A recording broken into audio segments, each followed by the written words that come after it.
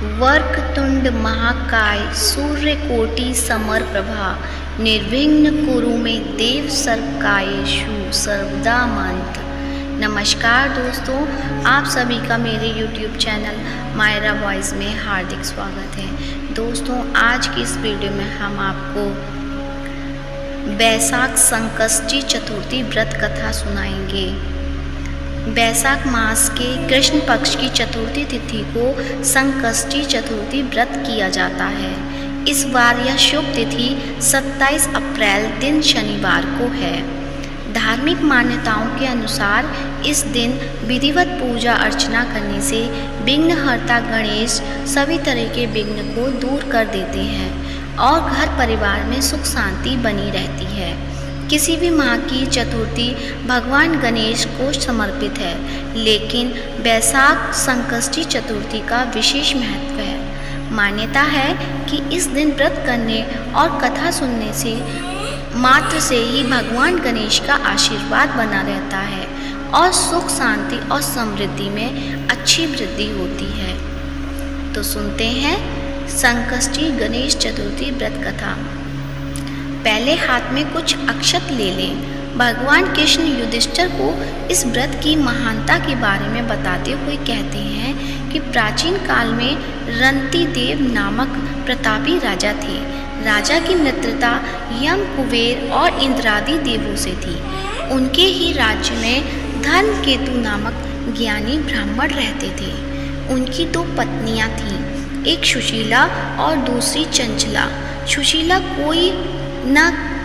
कई व्रत करती थी जिससे उसका शरीर दुर्बल हो गया। वहीं चंचला कोई व्रत नहीं करती थी और भरपेट भोजन करती थी। कुछ दिनों बाद सुशीला को शुभ लक्षणों वाली एक कन्या हुई। चंचल को पुत्र रत्न की प्राप्ति हुई। कन्या की शुभता देखकर चंचला सुशीला को ताना देने लगी।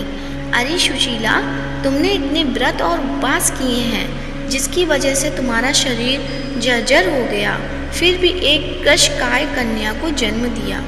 मुझे देख, मैं कभी व्रतादि के चक्कर में न पड़कर हष्ट-पुष्ट बनी हुई हूँ और वैसे ही बालक को भी जन्म दिया। चंचला की बातें सुशीला के हृदय में चुभने लगी। बैसाख चतुर्थी के दिन सुशीला ने पूरी भक्ति भाव के साथ संकट नाशक गणेश चतुर्थी का व्रत किया। व्रत से प्रसन्न होकर गणेश जी ने दर्शन दिए।